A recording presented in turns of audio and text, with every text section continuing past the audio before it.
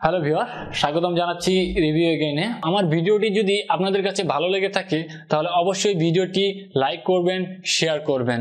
আজকের এই ভিডিওতে আমি আলোচনা করব ইলেকট্রিক্যাল ওয়্যারিং এর উপর। ইলেকট্রিক্যাল ওয়্যারিং হচ্ছে একটি গুরুত্বপূর্ণ বিষয়। যদি আপনি সঠিক ওয়্যারিং না করেন বা ভুল ওয়্যারিং করেন তাহলে অনেক বড় বিপদের সম্মুখীন হতে পারেন। হয়তো আপনার বাসায় আগুনও লাগতে পারে বা শক লাগার মতো দুর্ঘটনা ঘটতে পারে। তাই আজকের এই ভিডিওতে আমি আলোচনা করব ইলেকট্রিক্যাল ওয়্যারিং কি এবং এই ইলেকট্রিক্যাল ওয়্যারিং কত প্রকার এবং কোথায় কোন ওয়্যারিং গুলো ব্যবহার করা হয়ে থাকে। তো চলুন শুরু করা যাক আজকের ভিডিও।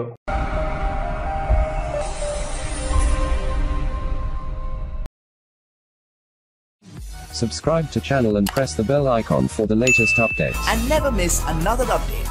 এখন আসা যাক ইলেকট্রিক্যাল ওয়্যারিং কি বা এর ডেফিনিশন কি। ইলেকট্রিক্যাল ওয়্যারিং হচ্ছে কোনো স্থানে বিদ্যুৎ সরবরাহ নেওয়ার উদ্দেশ্যে নিয়ম অনুসারে তার, সুইচ, সার্কিট ব্রেকার ইত্যাদি সুবিন্যস্তকে ইলেকট্রিক্যাল ওয়্যারিং বলা হয়। ইলেকট্রিক্যাল ওয়্যারিং প্রধানত তিন ধরনের হয়ে থাকে। এক, ইন্টারনাল বা অভ্যন্তরীণ ওয়্যারিং। দুই, ওভারহেড ওয়্যারিং। তিন, আন্ডারগ্রাউন্ড ওয়্যারিং। ইন্টারনাল ওয়্যারিং যে ওয়্যারিংকে আমরা হাউস ওয়্যারিংও বলে থাকি। যে ওয়্যারিং ইনডোর বা বাসাবাড়ির ভিতরে করা হয় সেই সকল ওয়্যারিংকে ইন্টারনাল ওয়্যারিং বলা হয়। আর দুই নম্বর হচ্ছে ওভারহেড ওয়্যারিং। আমরা রাস্তাঘাটে চলতে রাস্তার পোলের উপরে যে সকল লাইন টানা দেখি সেই সকল লাইনকে ওভারহেড ওয়্যারিং বলা হয়। এই ওভারহেড ওয়্যারিং ট্রান্সমিশন এবং ডিস্ট্রিবিউশন উভয় ক্ষেত্রে ব্যবহার করা হয়। আর তিন নম্বর হচ্ছে আন্ডারগ্রাউন্ড ওয়্যারিং। এই আন্ডারগ্রাউন্ড ওয়্যারিং মূলত যে সকল স্থানে খুব ঘনবসতি বা অনেক উঁচু উঁচু বিল্ডিং হয়ে থাকে সেই সকল স্থানে এই আন্ডারগ্রাউন্ড ওয়্যারিং করা হয়। আন্ডারগ্রাউন্ড ওয়্যারিং মূলত মাটিতে ড্রেন খুঁড়ে বা পাইপের ভিতর ইলেকট্রিক্যাল কেবলের মাধ্যমে এই ওয়্যারিং করা হয়। এই আন্ডারগ্রাউন্ড ওয়্যারিং ট্রান্সমিশন এবং ডিস্ট্রিবিউশন উভয় ক্ষেত্রে ব্যবহার করা হয়।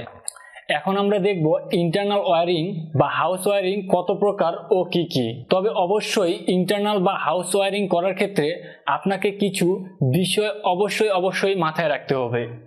অন্যথায় যদি আপনি এই বিষয়গুলোর উপর লক্ষ্য না করেন তাহলে আপনি অনেক টাকা পয়সা খরচ করে ওয়্যারিং করলেন কিন্তু সেই ওয়্যারিং আপনার কাঙ্ক্ষিত কাজে আসলো না। আর সেই বিষয়বস্তুগুলো হচ্ছে, প্রথমত যে ওয়্যারিংটা করা হবে সেই ওয়্যারিংটাকে অবশ্যই স্থায়ী এবং মজবুত হতে হবে, এবং দ্বিতীয় বিষয় হচ্ছে ওয়্যারিংকে অবশ্যই নিরাপদ হতে হবে। ওয়্যারিংয়ে যদি এমন কোনো ভুল ত্রুটি থাকে যা কোনো মানুষ বা প্রাণী শক পেতে পারে বা অন্য কোনো জিনিস বিদ্যুতায়ন হয়ে যায়, সেই ওয়্যারিং করা যাবে না। আর এই জন্যই ওয়্যারিংকে অবশ্যই সম্পূর্ণ নিরাপদ হতে হবে। আর তিন নম্বর বিষয়টি হচ্ছে ওয়্যারিং করার সময় ওয়্যারিং এর জন্য ব্যবহৃত তার, সুইচ, সার্কিট ব্রেকার ইত্যাদি অবশ্যই সঠিক কারেন্ট রেটিং এর হতে হবে। আর আপনি যদি সঠিক কারেন্ট রেটিং এর তার, কেবল ইত্যাদি ব্যবহার না করেন তাহলে আপনাকে অবশ্যই বিভিন্ন সমস্যার সম্মুখীন হতে হবে। যদি আপনি কম রেটিং এর তার ব্যবহার করেন তাহলে দেখা যাবে সেই তারে অগ্নি দুর্ঘটনা ঘটতে পারে এবং তার, সার্কিট ব্রেকার, অন্যান্য ইলেকট্রিক্যাল পণ্যসমূহ পুড়ে যেতে পারে।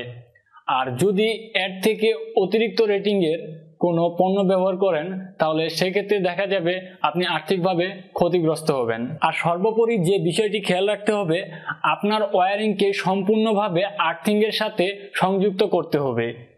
আপনি যদি আপনার ওয়্যারিংকে আর্থিং এর সাথে সংযুক্ত না করেন তাহলে আপনার আর্থিংটি কখনোই সম্পূর্ণ হবে না। আর আর্থিং সম্পূর্ণ না হলে আপনিও নিরাপদে থাকবেন না। আর সর্বোপরি ওয়্যারিং যেন দেখতে সুদৃশ্য এবং সুন্দর হয় সেই বিষয়টিও খেয়াল রাখতে হবে। এখন আসা যাক ইন্টারনাল ওয়্যারিং বা হাউস ওয়্যারিং কত প্রকার ও কি কি। ইন্টারনাল বা হাউস ওয়্যারিং মূলত 5 প্রকার হয়ে থাকে। 1, cleat wiring. 2, casing wiring. 3, channel বা batten wiring. 4, conduit wiring. 5, trunking wiring. প্রথমে আসা যাক ক্লিট ওয়্যারিং এ। এই ক্লিট ওয়্যারিং মূলত যে সকল স্থানে সাময়িকভাবে বা স্বল্প সময়ের জন্য যে সকল ওয়্যারিং করা হয় সেই সকল স্থানে এই ক্লিট ওয়্যারিং ব্যবহার করা হয়। এই ওয়্যারিংটি খুবই সহজে এবং স্বল্প খরচে করা যায়। এখন আসা যাক চ্যানেল ওয়্যারিং বা ব্যাটেন ওয়্যারিং। এই চ্যানেল ওয়্যারিং হচ্ছে কাঠের তৈরি ব্যাটেন বা চ্যানেল দিয়ে করা হয়। এই কাঠের তৈরি ব্যাটেনের উপরে ক্লিপ লাগানো থাকে এবং ওই ক্লিপের মধ্য দিয়ে তার টানা হয়। আর ক্যাসিং ওয়্যারিং, এই ক্যাসিং ওয়্যারিং বর্তমানে সব থেকে বেশি ব্যবহার হচ্ছে। প্রায় 60% বাসাতেই এই ক্যাসিং ওয়্যারিং ব্যবহার করা হয়ে থাকে। এই ক্যাসিং ওয়্যারিং এ প্লাস্টিক বা পিভিসি বা কাঠের ক্যাসিং ব্যবহার করা হয়ে থাকে। বর্তমানে সবচেয়ে বেশি প্লাস্টিক বা পিভিসি ক্যাসিং এই ক্যাসিং ওয়্যারিং এর জন্য ব্যবহার করা হয়। পিভিসি এর নিচের অংশ বা বেস অংশকে প্রথমে ওয়ালের সাথে স্ক্রু দিয়ে আটকানো হয় এবং ইলেকট্রিক্যাল কেবলকে বেসের উপরে রেখে ঢাকনা লাগিয়ে দেওয়া হয়। এই ওয়্যারিং দেখতে সুন্দর এবং আমাদের দেশে সচরাচর বেশি ব্যবহার করা হয়ে থাকে। এই ওয়্যারিং অন্যান্য ওয়্যারিং এর তুলনায় অনেকটা মজবুত এবং কন্ডুইট ওয়্যারিং এর থেকে অনেক সস্তা।